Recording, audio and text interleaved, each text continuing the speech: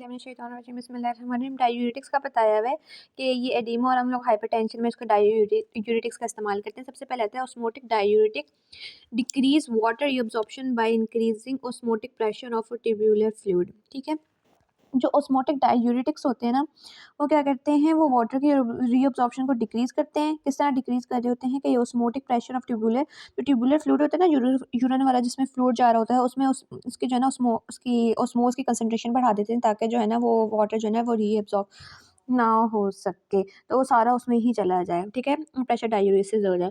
उसमें क्या है कि ये concentration of osmotically active molecules के ट्यूब्यूल्स में उसकी कंसंट्रेशन बढ़ा देते हैं, जिसकी वजह से ज़्यादा सारा जो है ना जो ट्यूबुलर फ्लूइड है ना वो यूरिन में चला जाता है।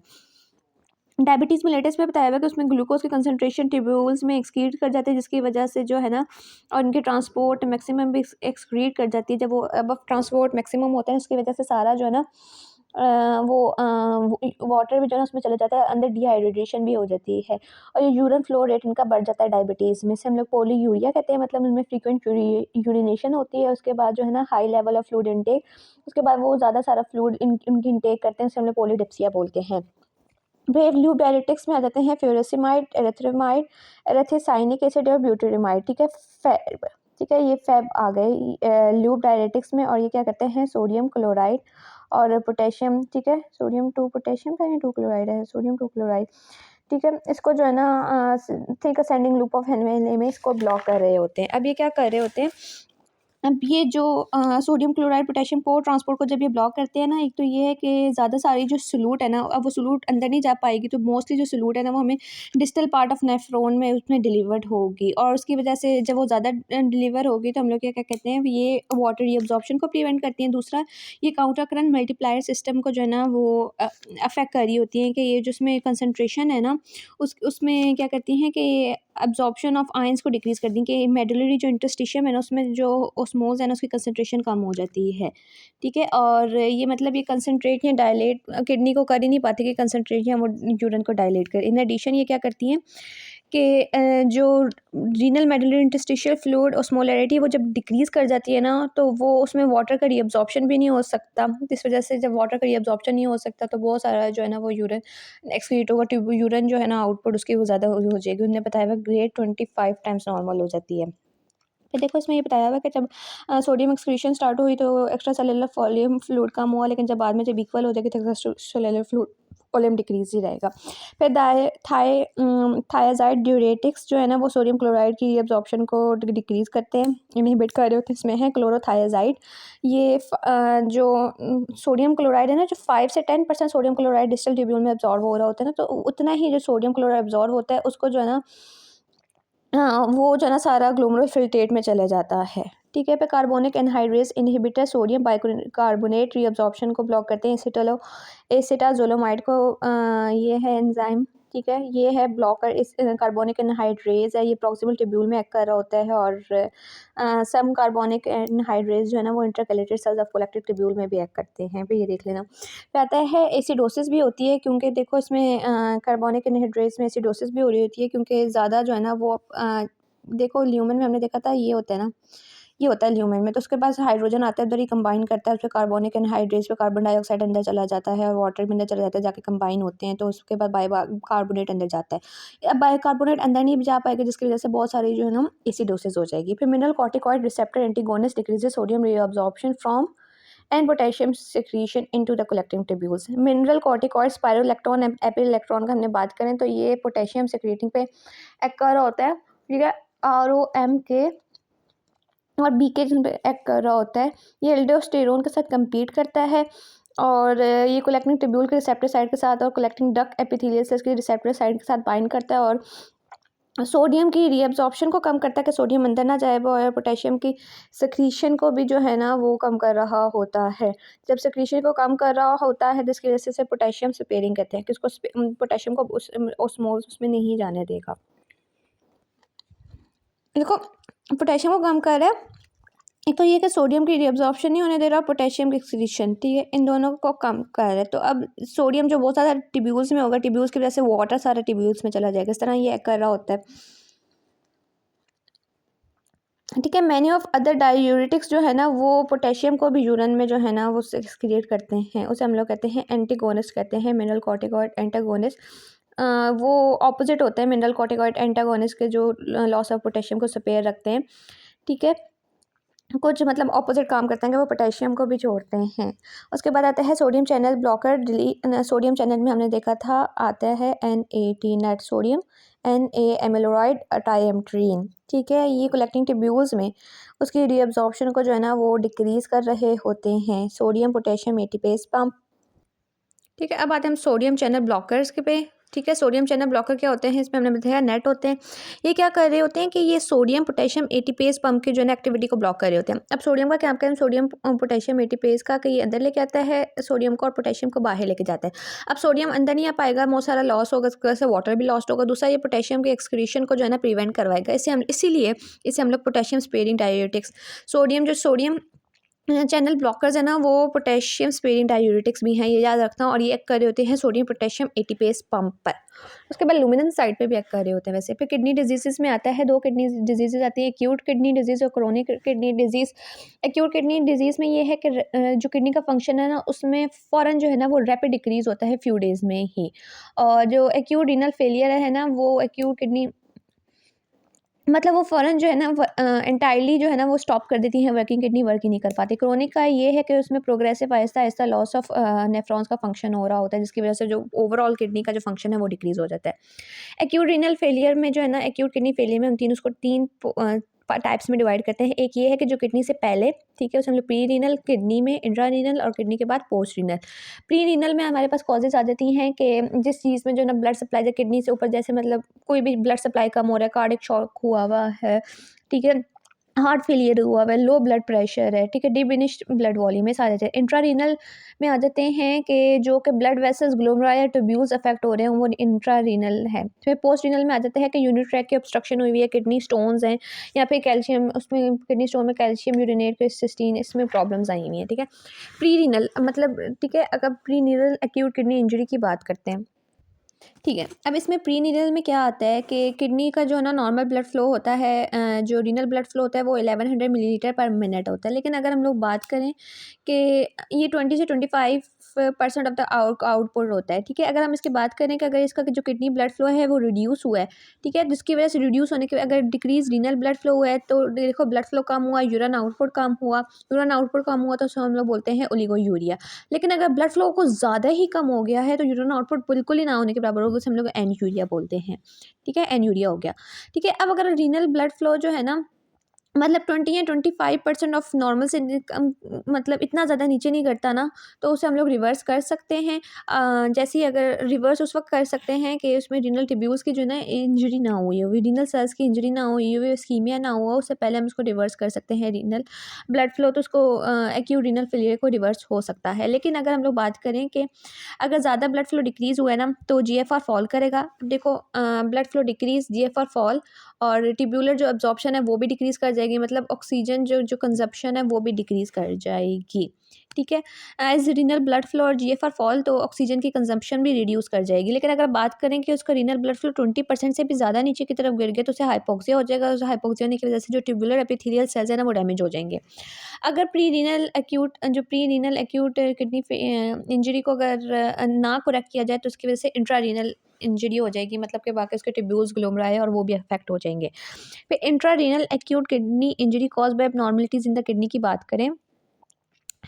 ठीक, उसके बाद करते हैं हम लोग, तो इसमें आते हैं, इसमें 3 आ रहे होते हैं कि कंडीशंस जो कि ग्लोमेरुलर कैपिलरीज़ को डिक्रीज इंजर करें। ठीक है, ग्लोमेरुलर कैपिलरीज़ को, दूसरी में है कि वो रीनल ट्यूब्यूलर एपिथेलियम सेल्स उसको करें, और तीसरा इंटरस्टिशियम को। ठीक है, ग्लोमेरुलस को, फिर सेल्स को, रीनल एपिथेलियल सेल्स को, और तीसरा जो इंटरस्टिशियम को। अब जो वो चीज़ है जो ग्लोमेरुलस को अफेक्ट करती है वो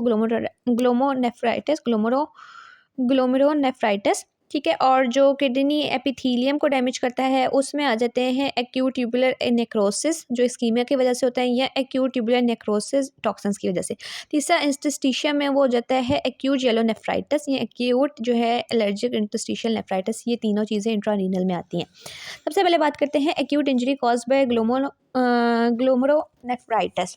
ठीक है। इसमें क्या है कि इसमें जो है ना क्यों हो रहा होता है कि एबनॉर्मल इम्यून रिएक्शन की वजह से होता है, जो कि और इसमें जो है ना एक एबनॉर्मल एक इम्यून रिएक्शन की वजह से जो है ना ग्लोमेरुलाई को डैमेज होता है, और वो इन्फेक्शन के जो है ना 1 से 3 वीक्स के बाद तक होता है। और ऑफ़न जो है ना इसमें क्या होता है कि इसमें जो मोस्ट जो कॉमन कॉज़ है वो है ग्रुप ए बीटा स्ट्रेप्टोकोकाई। ये होते हैं, ये इसकी वजह से अफेक्ट हो रहे होते हैं। ये इन्फेक्शन जो है ना ये सोर थ्रोट को अफेक्ट कर रही होती है, स्ट्रेप्टोकोकल टॉन्सिलाइटिस और स्ट्रेप्टोकोकल इन्फेक्शन ऑफ द, मतलब इन तीनों में से कोई भी इन्फेक्शन हो सकता है ग्रुप ए बीटा स्ट्रेप्टोकोकाई।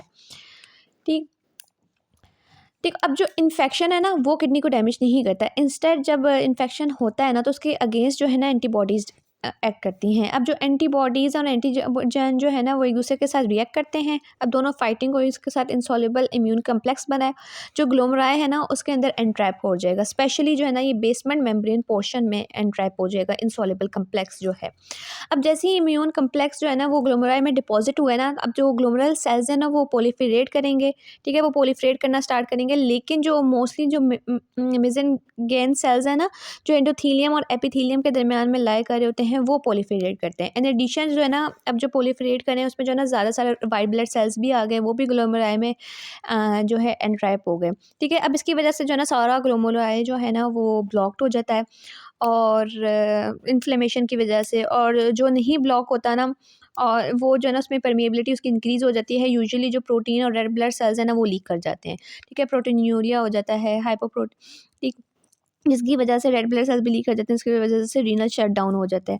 अब ये जो एक्यूट इन्फ्लेमेशन है ना वो 2 वीक्स तक रहती है। इन पर्सन जो है ना वो किडनी जो है ना वो नॉर्मल फंक्शन की तरफ आ जाती हैं, लेकिन क्या होता है कि कभी कभी ग्लोमेरुलाई डिस्ट्रॉय हो जाते हैं और वो रिपेयर नहीं हो पाते, जिसकी वजह से क्रोनिक जो है वो किडनी फेलियर हो जाता है। फिर अब ट्यूबुलर नेक्रोसिस की बात करें जो कि कॉज है एक्यूट किडनी रीनल फेलियर का। दूसरा कॉज है एक्यूट रीनल फेलियर का एक ट्यूबुलर नेक्रोसिस। ठीक है, और इसमें एपिथेलियल सेल्स की डिस्ट्रक्शन हो रही होती है। इसके कॉजेज़ ये हैं कि 2 कॉजेज़ हो सकते हैं। एक तो ये है कि इस्कीमिया हो रहा है, दूसरा टॉक्सिन्स की वजह से। अब इस्कीमिया का बात करते हैं, जैसे सर्कुलेटरी शॉक हुआ या फिर कोई भी जो चीज़ है जिसमें ब्लड वॉल्यूम डिक्रीज़ हुआ। ठीक है, अब इस्कीमिया अगर बहुत ज़्यादा सेवियर हो जाएगा ना तो वो रीनल ट्यूब्यूल्स के पास जो है ना उसके न्यूट्रिएंट्स और ऑक्सीजन नहीं जा पाएंगे और वो डैमेज हो जाएगा, उसकी डिस्ट्रक्शन स्टार्ट हो जाएगी। अब जो डैमेज जो है ना, जब ये डैमेज होगा तो ट्यूबुलर सेल्स है ना वो उखड़ने लग जाएंगे। अब जो उखड़ेंगे जो है जब वो उखड़ेंगे ना तो वो बहुत सारे नेफ्रॉन्स को जाके प्लग कर देंगे, उनको ब्लॉक कर देंगे, जिसकी वजह से अब जो नेफ्रॉन्स प्लग हैं उसमें से यूरिन आउटपुट नहीं हो पाएगा। ठीक। अब often fail to excrete urine और उसकी वजह से जो ट्यूब्यूल्स है ना वो प्लग रहते हैं। अब जो मोस्ट कॉमन कॉज है ना वो इसका सर्कुलेटरी शॉक है। ठीक है, फिर एक्यूट ट्यूबुलर नेक्रोसिस जो टॉक्सिन की वजह से या मेडिफिकेशन की वजह से होती है। ठीक है, इसमें आते हैं कार्बन टेट्राक्लोराइड आ जाता है, हैवी मेटल्स में मरकरी और लेड आ जाते हैं, इथाइलिन ग्लाइकोल। ठीक है, mercury, lead, ethylene glycol, tetrachloride ये सारे आ जाते हैं। इथाइलिन ग्लाइकोल को हम एंटीफ्रीज भी कहते हैं। उसके बाद कुछ मेडिकेशंस आती हैं, टेट्रासाइक्लिन और एंटीबायोटिक्स, सिस्प्लाटिनम आ जाता है जो कैंसर को ट्रीट करने के लिए यूज़ होता है। इन सब की वजह से क्या होता है कि ये ट्यूबुलर एपिथेलियम को डैमेज करता है, जिसकी वजह से उनकी डेथ हो जाती है। वो स्लॉट उखड़ते हैं, टॉक्स उसमें नेफ्रॉन में जाके जमा हो जाते हैं। और अगर और बेसमेंट मेम्ब्रेन को मुतासिर करते हैं। देखो इसमें देखा था, इसमें भी बेसमेंट मेम्ब्रेन मुतासिर होती है ग्लोमेरुलोनेफ्राइटिस में। इसमें अगर बेसमेंट मेम्ब्रेन अगर वो मुतासिर नहीं हुई ना तो दोबारा से जो है ना एपिथेलियम जो न्यू ट्यूबुलर एपिथेलियम है ना वो ग्रो कर जाते हैं, लेकिन अगर बेसमेंट मेम्ब्रेन मुतासिर ना हुई हो। फिर post renal acute kidney disease caused by abnormalities of the lower urinary tract में क्या है कि अगर यूरिन आउटपुट उन्हें बताया हुआ है कि अगर एक किडनी का, ठीक है, एक किडनी है उसका यूरिन आउटपुट डिक्रीज़ हुआ है तो कोई मेजर चेंजेस नहीं है, क्योंकि जो दूसरी किडनी है ना उसके मुताबिक वो जो है ना उसकी हाइपरट्रॉफी उसमें मतलब वो मेंटेन कर लेती है। ठीक है, और इस टाइप ऑफ रीनल इंजरी में जो नॉर्मल किडनी फंक्शन है वो रिस्टोर्ड हो जाता है with in a few hours. ठीक, उसके बाद अगर क्रोनरी ऑब्स्ट्रक्शन हो यूरिनरी ट्रैक की सेवरल डेज पे तो उसकी वजह से इरिवर्सिबल किडनी डैमेज हो जाएगा। अब सब कॉजेज़ जो है ना कुछ हैं पोस्ट रीनल जो किडनी के बाहर आगे वाली जगह पे होते हैं। उसमें क्या है कि दोनों यूरेटर्स की जो है ना यूरेटर्स या फिर उनकी जो पेल्विस है उसमें जो है ना ऑब्स्ट्रक्शन हुई है, या फिर जो ब्लेडर है वो जो कॉमन है एक उसमें ऑब्स्ट्रक्शन हुई है, या फिर यूरिथ्रा है जो उसमें से निकल रहा है उसके ऑब्स्ट्रक्शन हुई है। इन तीनों के होता है। अब physiological effects of acute kidney injury क्या होता है कि वाटर और सॉल्ट ओवरलोड हो जाता है, एडिमा हो जाता है। ठीक है, वाटर प्रेशर बहुत ज़्यादा इंक्रीज़ कर जाता है, अब यूरिन नहीं जा रहा तो ब्लड प्रेशर बहुत हाई हो जाता है, हाइपर टेंशन होती है, एडिमा हो जाता है। ठीक है। जो है वो हाइड्रोजन भी एक्सक्रीट नहीं हो पाता। जब हाइड्रोजन एक्सक्रीट नहीं हो पाते तो एसिडोसिस कहते हैं, और पोटेशियम बहुत ज़्यादा अंदर की तरफ आ जाता है, जिसे हम लोग बोलते हैं हाइपरकलीमिया हो जाता है, लीथल, ये सारी चीज़ें हो जाती हैं। ठीक है। अब कोरोनरी में क्या होता है कि कोरोनरी में जब तक इरिवर्सिबल लॉस हो जाता है, ठीक है, इरिवर्सिबल लॉस होता है large number of functioning nephrons का। ये उस वक्त तक नहीं होता जब तक जो किडनी के नेफ्रॉन्स है ना वो 70-75% बिलो जो नॉर्मल है वो डिक्रीज़ ना कर दें, तब तक जो है वो इरिवर्सिबल लॉस नहीं होता किडनी का। ठीक है। और अगर 20 से 25% नॉर्मल इनके डिक्रीज़ किया तो हम उसको रिस्टोर कर सकते हैं। फिर विशियस साइकिल आता है क्रोनिक किडनी डिजीज़ का, उसकी वजह से जो है ना एंड स्टेज रीनल डिजीज़ हो जाता है। ठीक है। अब उस वक्त उस पॉइंट तक लॉस उतना लॉस ऑफ नेफ्रॉन जब तक के जो है ना वो डायलिसिस ट्रीटमेंट या ट्रांसप्लांटेशन की जब ज़रूरत पड़ेगी तब उसे हम लोग बोलते हैं एंड स्टेज रीनल डिजीज़। ठीक है। अब इसकी वजह से क्या हुआ है कि उन्हें बताया हुआ है कि जब हम लोग जो है ना सर्जरी का जब large portion of kidney initially, ठीक है। अब देखो अगर एक पोर्शन किडनी का जो है ना वो डिक्रीज़ किया गया, इसको निकाल दिया गया है ना, तो रिमेनिंग नेफ्रॉन्स जो है ना उसमें क्या होता है कि उनके जो है ना उनके जो बाकी जो रह गए हैं ना उसमें हाइपरट्रॉफी हो जाती है, वेज़ोडाइलेशन हो जाती है सर्वाइविंग नेफ्रॉन्स की, और उसकी वजह से उनका आर्टरी प्रेशर, और दूसरा जो है ना जो नेफ्रॉन, देखो नेफ्रॉन नंबर कम हुआ है, जो रिमेनिंग है उसमें हाइपरट्रॉफी हो गई और आर्टरी प्रेशर इंक्रीज़ हुआ, तो ग्लोमेरुलर प्रेशर और फिल्ट्रेशन जो है ना वो दोनों इंक्रीज़ हो गए। ठीक है। उनकी वेस्कुलर रेजिस्टेंस डिक्रीज़ हुई, उनकी ट्यूबुलर अब्जॉर्प्शन भी इंक्रीज़ हो गई। लेकिन अगर इवन ठीक है जब 20 से 25% किडनी का मास जो है ना वो रिड्यूस हुआ है, ठीक, उसके बाद क्या होता है कि अभी जब ये बहुत ज़्यादा ग्लोमेरुलर प्रेशर भी इंक्रीज़ हो गया, फिल्ट्रेशन भी इंक्रीज़ हो गई ना, तो जिसकी वजह से जो बाकी ग्लोमेरुलाई है ना उसमें प्रेशर और स्ट्रेस इंक्रीज़ कर जाएगा, function vasodilation of afferent arteriole, blood pressure भी इंक्रीज़ हो जाएगा। अब ये जो प्रेशर और stretch of the small arteriole और ग्लोमेरुलाई, ठीक है, अब ये जो ग्लोमेरुलाई या उसमें जो आर्टरीज़ हैं उसका जब प्रेशर बहुत ज़्यादा इंक्रीज़ कर जाएगा ना, तो उसकी वजह से उसकी इंजरी हो जाएगी और सेक्लोरोसिस हो जाएगी ऑफ वेसल्स की। सेक्लोरोसिस का मतलब है कि उनका जो है ना नॉर्मल टिश्यू, कनेक्टिव टिश्यू आके ग्लोमेरुलाई को जो है ना रिप्लेस कर देगा, तो हम लोग सेक्लोरोसिस कहते हैं। इसकी वजह से और डैमेज हो जाएगा और वो और ज़्यादा नेफ्रॉन नंबर वो डिक्रीज़ कर जाएंगे, तो ये होता है। ठीक। फिर उन्होंने कहा हुआ है कि मोस्ट इफ़ेक्टिव मेथड है ना जो हम लोग यूज़ करते हैं कि जो progressive loss of kidney function को कंट्रोल करने के लिए, वो ये है कि angiotensin converting enzyme inhibitors use करते हैं, या एंजियोटेंसिन 2 रिसेप्टर एंटागोनिस्ट यूज़ कर रहे होते हैं। ठीक है। मैंने बताया है अभी ये क्यों यूज़ करते हैं कि एक तो ये है कि आर्टरी प्रेशर को इंक्रीज़ नहीं करते, ठीक है, मतलब आपका ब्लड प्रेशर बहुत ज़्यादा इंक्रीज़ नहीं होता, ब्लड वॉल्यूम भी नहीं इंक्रीज़ होता, जिसकी वजह से एडीमा नहीं होता। ठीक है, मतलब कंस्ट्रक्शन और होने से बचाते हैं, और ज़्यादा कंस्ट्रक्शन नहीं हो सकती, जिसमें को डायलेशन। ठीक है। मैंने किडनी वो कॉजेज़ बताए हुए हैं, diabetes mellitus, hypertension, glomerulonephritis, polycystic kidneys और अदर्स अननोन। अब injury to the renal blood vessels as a cause of chronic diseases. अब क्रोनिक किडनी डिजीजेस में कौन कौन से आ जाते हैं, ठीक है, एक तो ये भी करना है, ये वाला। ठीक है। सबसे पहला होना है आर्थरोस्क्लेरोसिस, ठीक है, वो आता है जिसमें, ठीक है, दूसरा है फाइब्रोमस्कुलर हाइपरप्लेजिया और तीसरा है नेफ्रोस्क्लेरोसिस। आर्थरोस्क्लेरोसिस में क्या है कि लार्ज रीनल आर्टरीज में जो है ना वो स्क्लेरोटिक कंस्ट्रक्शन हो जाती है, मतलब एक कनेक्टिव टिश्यू को उससे ब्लॉक कर देता है एथरोस्क्लेरोसिस में, लार्ज आर्टरीज में। फाइब्रोमस्कुलर हाइपरप्लेजिया में क्या आता है कि जो लार्ज आर्टरीज है ना उसमें क्लूजन हो जाती है कि उनका ल्यूमन डिक्रीज़ कर जाता है, हाइपरप्लेजिया हो जाता है ना, इसकी वजह से ल्यूमन डिक्रीज़ कर जाता है, वो फाइब्रोमस्कुलर हाइपरप्लेजिया। नेफ्रोस्क्लेरोसिस में क्या होता है कि स्क्लेरोटिक लेयंस जो है ना वो स्मॉल आर्टरीज में, आर्टरीज में, ग्लोमेरुलाई में डेवलप हो जाती हैं, इसे नेफ्रोस्क्लेरोसिस बोलते हैं। फाइब्रोमस्कुलर हाइपरप्लेजिया, एथरोस्क्लेरोसिस, ठीक है, ये हो गया। अब एथरोस्क्लेरोसिस या हाइपरप्लास्टिक लेयन की बात करें तो जो है ना आर्टरीज में, अगर उसकी बात करते हैं लार्ज आर्टरीज में एथरोस्क्लेरोसिस हुआ तो ये मोस्टली जो है ना यूनिलेटर होता है, मतलब एक किडनी को अफेक्ट कर रहा होता है। ठीक है। जब एक किडनी हुई, एक किडनी अफेक्ट हुई, ठीक है, उसमें हाइपरटेंशन हो गई, मतलब उसमें अफेक्ट हुई, अब वो दूसरी किडनी में जो है ना हाइपरटेंशन हो जाती है और दूसरी किडनी जो है ना वो नॉर्मल होती है, इसे हम लोग बोलते हैं two kidney gold bard hypertension. वो दूसरी की जो ना हाइपरटेंशन जो है ना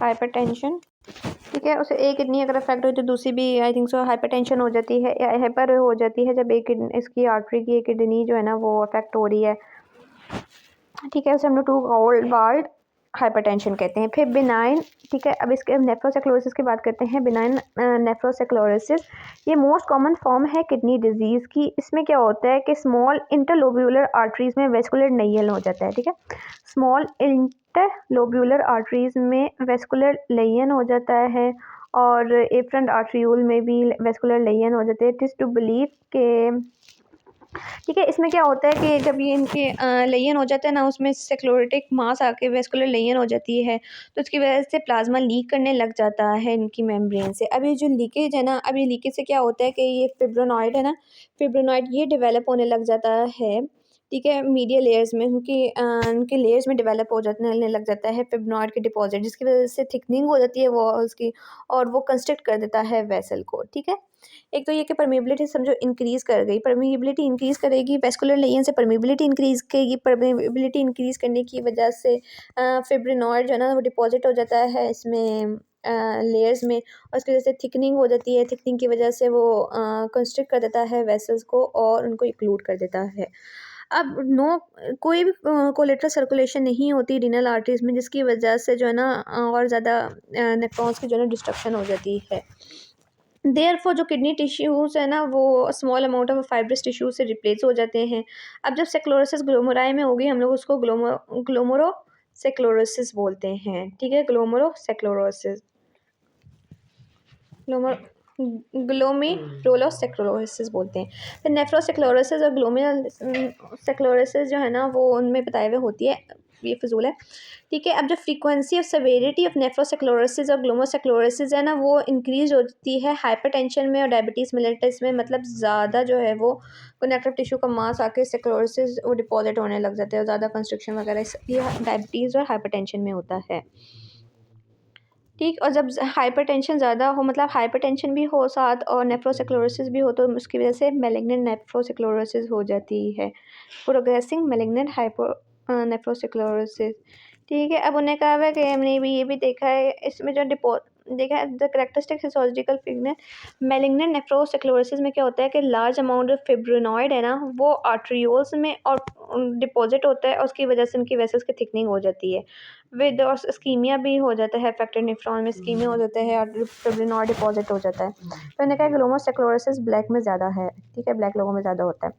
फिर injury to the glomeruli as a cause of chronic disease glomerulonephritis, हमने पढ़ा था कि सारा वो ब्लॉक कर देता है, ठीक है, ग्लोमेरुलोनेफ्राइटिस के ऊपर इम्यूनिटी इंक्रीज कर जाती है। इसमें क्या होता है कि it may be a primary kidney diseases followed by acute glomerulonephritis और मे बी सेकेंडरी, ठीक है। इसमें क्या होता है कि एक तो प्राइमरी डिजीज़ है, इसमें पहले यहाँ तो ये है कि इसमें एक्यूट ग्लोमेरुलोनेफ्राइटिस होता है, ठीक है, उसकी वजह से हो रहा होता है, उसमें जाके वो क्रोनिक हो जाता है। यहाँ maybe secondary disease systemic lupus erythematosus की वजह से भी जो है वो क्रोनिक किडनी फेलियर हो रहा होता है, ठीक है। अब हम आते हैं इंटस्टिशियम की इंजरी को, जो कि क्रोनिक डिजीज़ की वजह से होती है, इंटस्टिशियल नेफ्राइटिस, ठीक है। इंटस्टिशियल नेफ्राइटिस, एक नेफ्राइटिस होता है, एक नेफ्रोसिस होता है। नेफ्राइटिस मतलब इन्फ्लेमेशन ऑफ ट्यूब्यूल्स और इन्फ्लेमेशन ऑफ किडनी, ठीक है, जिसमें ग्लोमेरुलस आ जाता है, ट्यूब्यूल आ जाता है, इंटस्टिशियल रीनल टिश्यू आ जाता है। नेफ्रोसिस होता है कि रीनल ट्यूब्यूल्स की प्योरली डिजेनरेटिव लेयन, ठीक है। अब इंटस्टिशियल नेफ्राइटिस क्या होता है कि प्राइमरी या सेकेंडरी डिजीज़, ठीक है, रीनल इंटस्टिशियम का प्राइमरी या सेकेंडरी डिजीज़ को हम लोग इंटस्टिशियल नेफ्राइटिस कहते हैं, ठीक है। और इसमें क्या होता है कि जो रीनल इंटस्टिशियल इंजरी है ना, इंटस्टिशियम की इंजरी वो बैक्टीरियल इन्फेक्शन की वजह से हो रही होती है, जिसे हम लोग कहते हैं येलो नेफ्राइटिस। इसमें कौन सा बैक्टीरिया इन्वॉल्व होता है, इसमें बताया हुआ है इशेरिशिया कोली है, ठीक है, जो कि फीकल कंटेमिनेशंस में जो है ना ओरिजिनेट हो रहा होता है, यूरिनरी ट्रैक्ट के ओरिजिनेट उसमें होता है। अब ये जो बैक्टीरिया ना किडनी में कैसे एंटर करता है, ये एंटर करता है या तो ब्लड स्ट्रीम से एंटर कर होता है इशेरिशिया कोली, या मोस्टली जो है ना ये यूरिनरी ट्रैक्ट से लेके आके किडनी की तरफ चला जाता है, ठीक। अब नॉर्मली जो ब्लैडर है ना वो बैक्टीरिया को क्लियर कर देता है, लेकिन दो कंडीशन है जिसमें बैक्टीरिया क्लियर नहीं हो पाता। एक तो ये है कि ब्लैडर जो है ना वो यूरिन को कम्प्लीटली जो है ना क्लियर ना कर पाए, जिसकी वजह से रेजिडुअल यूरिन रह जाए ब्लैडर में। दूसरा ये है कि जो यूरिन के आउटफ्लो है ना उसमें ऑब्स्ट्रक्शन आ जाए। इन दो केसेस में जो बैक्टीरिया है ना वो ब्लैडर में ही रह जाता है, उसकी वजह से ब्लैडर जो है ना वो इन्फ्लेम वो स्वेल हो जाते हैं, हम लोग बोलते हैं सिस्टाइटिस, उसकी इन्फ्लेमेशन हो जाती है। अब जैसे ही सिस्टाइटिस हुई ना, तो अब सिस्टाइटिस होगी जिसकी वजह से इसमें जो है ना मिक्सचुरेशन में क्या होता है कि अब जब सिस्टाइटिस हुई तो इसमें जो है ना वेजिको, अब जो ब्लैडर में है ना, अब इसने जाना किडनी में। अब किडनी में किस तरह जाएगा? वेजिको यूरेट्रल रिफ्लेक्स की वजह से, कि जो इक्लूजन है ना वो यूरेटर की हो नहीं पाई, तो कुछ यूरन जो है ना वो यूरेटर में वापस चला जाता है, तो उसकी वजह से बैक्टीरिया भी चला जाता है, वो रीनल पेल्विस में चला जाता है। अब ये रीनल पेल्विस को डैमेज कर देता है, इंटेस्टिशियम को डैमेज करता है, ये मोस्टली मेडुला को डैमेज कर रहा होता है। अब मेडुला इन्वॉल्व होता है काउंटर करंट मैकेनिज्म में, और ये कंसनट्रेट कर आता है यूरन को, ठीक है, जिसकी वजह से अभी कंसनट्रेट भी नहीं होगा। जब ज़्यादा देर तक येलोनेफ्राइटिस रहे ना, तो वो सिर्फ रीनल मेडुलरी इंटेस्टिशियम को डैमेज करता है, बल्कि साथ साथ जो है ना रीनल ट्यूब्यूल्स के जो है ना प्रोग्रेसिव डैमेज भी करवा रहा होता है। कॉन्सिक्वेंटली जो लार्ज रीनल टिश्यू है ना वो लॉस्ट हो जाता है, और क्रोनिक किडनी डिजीज़ जो है ना वो डेवलप हो जाता है। फिर नेफ्रोटिक सिंड्रोम की बात करें, जिसमें जो है ना प्रोटीन यूरिन में एक्सक्रीट होता है। नेफ्रोटिक सिंड्रोम में क्या होता है कि लार्ज क्वांटिटीज़ जो प्लाज्मा है, प्रोटीन है ना, वो यूरिन में एक्सक्रीट होने लग जाते हैं। इन सम केसेस जो है ना, ठीक है, इसमें क्या होता है कि प्रोटीन का ये है कि जो ग्लोमेरुलर मेम्ब्रेन है ना उसकी परमेबिलिटी इंक्रीज़ कर जाती है। कोई भी डिज़ीज़ जो ग्लोमेरुलस की मेम्ब्रेन की परमेबिलिटी को इंक्रीज़ कर देना, उसकी वजह से नेफ्रोटिक सिंड्रोम होता है। अब उस डिज़ीज़ में कौन से आते हैं कि जो उसकी मेम्ब्रेन परमेबिलिटी को इंक्रीज़ करते हैं, वो है क्रोनिक ग्लोमेरुलोनेफ्राइटिस, ठीक है, जो ग्लोमराई को अफेक्ट कर रहा होता है, उसकी परमेबिलिटी को इंक्रीज़ कर देता है। एमीलोडाइसिस, जिसमें जो है ना प्रोटीनॉइड सब्सटेंस की एबनॉर्मल डिपोजिशन होने लग जाती है ब्लड वेसल्स में, और उनकी बेसमेंट मेम्ब्रेन ऑफ ग्लोमराई को जो है ना वो डैमेज कर देता है। एमिलाइडोसिस, ठीक है, chronic glomerulonephritis, minimal change nephrotic syndrome, जिसमें जो है ना कोई एबनॉर्मलिटी नहीं होती कैपिलरी मेम्ब्रेन की, लेकिन इसमें क्या होता है कि टी सेल की सेक्रीशन होती है, वो पोडोसाइट की इंजरी करवाता है और उनकी परमेबिलिटी को इंक्रीज़ कर देता है, सच एज एल्ब्यूमिन की जो है ना कंसनट्रेशन, उसकी परमेबिलिटी को इंक्रीज़ कर देता है, ठीक है। 3 कॉजेज़ आ जाते हैं। एक तो ये ग्लोमेरुलोनेफ्राइटिस की वजह से जो ग्लोमेरुलाई में डैमेज हो रहा है, दूसरा एमिलोडाइसिस के डिपोजिशन हो जाती है प्रोटीनॉइड सब्सटेंसेस की, ठीक है, एमिलोडाइसिस। तीसरा है minimal change nephropathy, T cell के सेक्रीशन की वजह से, ठीक है। अब जो मिनिमल चेंज नेफ्रोपैथी है ना, ये मोस्टली चिल्ड्रन में हो रही होती है जिनका 2 से 6 एज है। अब जो परमेबिलिटी जब इनकी इंक्रीज़ कर जाती है, तो वो बहुत ज़्यादा जो है ना वो प्रोटीन इनका लॉस हो जाता है, मोस्टली यंग चिल्ड्रन में। देयरफॉर जो प्लाज्मा प्रोटीन है उसकी लेवल की कंसनट्रेशन डिक्रीज़ कर जाती है, और ये एडीमा कॉज करवाती है। पे है nephron function in chronic kidney disease, loss of functional nephron requires surviving nephron, ठीक है, मतलब लॉस अगर फंक्शन हुआ तो दूसरे जो सर्वाइविंग नेफ्रॉन्स है ना, वो बहुत ज़्यादा वाटर और सोलूट को एक्सक्रीट करते हैं, ठीक है। अब पेशेंट जिसमें जो है ना अप टू 75 या 80% लॉस्ट हुआ है, तो है ना वो दूसरे नेफ्रॉन्स उसकी कमी पूरी करके एक्सक्रीट कर देते हैं। लेकिन जब ज़्यादा रिडक्शन होगी ना, 75 से 80% लॉस से भी ज़्यादा इनकी रिडक्शन होगी, तो रिटेंशन होने लग जाएगा, और जो फॉल जब नेफ्रॉन ज़्यादा फॉल होंगे ना, तो मोस्टली और ज़्यादा रिटेंशन होने लग जाएगा। इन कंट्रास्ट जो वेस्ट प्रोडक्ट हैं जिसकी हम की बात करें, यूरिन एंड क्रेटिनाइन, ठीक है, उनकी भी जो है ना एक्यूमुलेशन होने लग जाएगी जितने जितने जो है ना जो है नेफ्रॉन्स है ना अब डिस्ट्रॉय हुए हैं, ठीक है। अब हमने बताया कि creatinine, अब the reason for this is that substances such as creatinine and urea depend largely on glomerular filtration। creatinine और यूरिया दोनों जो है वो glomerular filtration पे डिपेंड कर रहे होते हैं, और ये रीअब्जॉर्ब नहीं होते इलेक्ट्रॉनिट्स की तरह। creatinine की अगर बात करें, creatinine की, तो ये तो बिल्कुल एब्जॉर्ब नहीं होता, और इसकी एक्सक्रीशन रेट जो है ना वो जितनी ही फ़िल्टर होती है ना उसकी उतनी ही एक्सक्रीशन रेट है, जितना फ़िल्टर होता है उतना ही एक्सक्रीट हो जाता है, उतनी फ़िल्ट्रेशन रेट है इसकी। तो क्रेटिनाइन फिल्ट्रेशन रेट की अगर बात करें, तो वो GFR multiply by plasma creatinine concentration, तो इसकी एक्सक्रीशन रेट आती है। अब जैसे ही GFR डिक्रीज़ हुआ, तो उसकी क्रेटिनिन की कंसनट्रेशन भी डिक्रीज़ हुई, और जो है ना क्रेटिनिन जो है ना वो एक्यूमुलेट होने लग जाएगा बॉडी फ्लूइड में, उसकी प्लाज्मा कंसनट्रेशन भी इंक्रीज़ कर जाएगी, क्योंकि अभी यूरिन आउटफ्लो फ्लो नहीं हो रहा, ठीक है। अनटिल जो है उसकी सेक्रीशन रेट है ना क्रेटिनिन की, वो नॉर्मल की तरफ आती है, तो वो on the same rate with creatinine is produce, ठीक। अब ये पता नहीं फिगर 32.4 में शो किया गया है, ठीक। इसमें क्या हुआ है,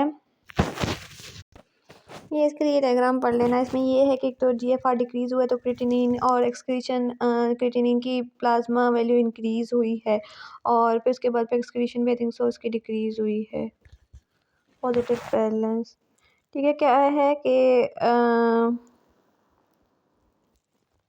जब क्रेटिनिन की प्रोडक्शन डिक्रीज रहती है, पैराग्राफ पढ़ लेना। फिर है सम सॉल्यूट्स